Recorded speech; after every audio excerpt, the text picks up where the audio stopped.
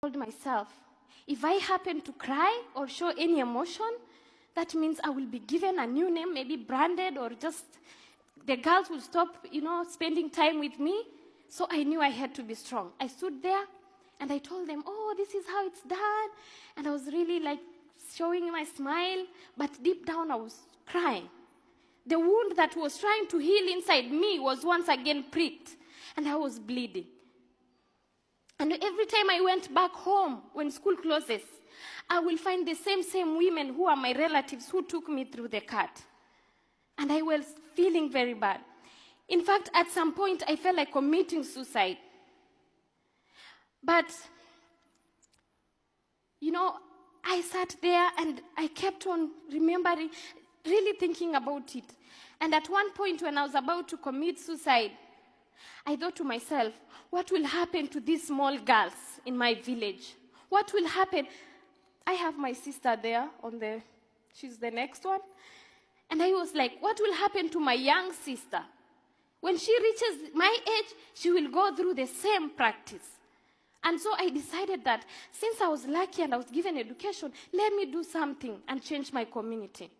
That is when I did my bachelor's degree in gender and development studies. Because I knew that I needed to create a long-lasting solution, a sustainable solution in my community. That 10 years to come, I will not be worried when I'm here in Netherlands that girls are continuing to be subjected to the practice. And so the first thing that I did also, another thing that I did when I was still in campus, I took a step to forgive the women that took me through the practice. Because sometimes violence and hate and bitterness doesn't solve a situation.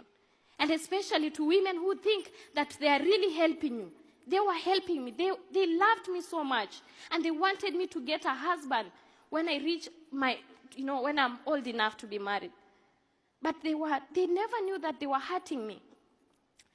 So when I actually talked to the women, they were so sorry and they were like, what can we do? These are me and my women. And some of them here were part of those who are really holding my legs and cutting me. But I needed to form something that, a wave, a movement. And I came up with a community-based organization.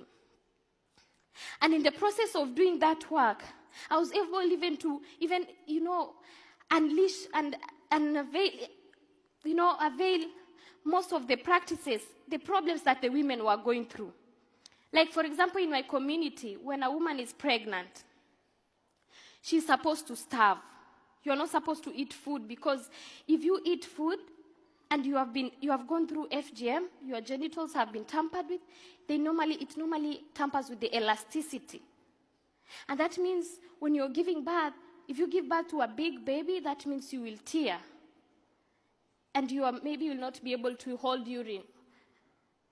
And so most of the women were made to starve so that the baby can be small and that they can deliver well.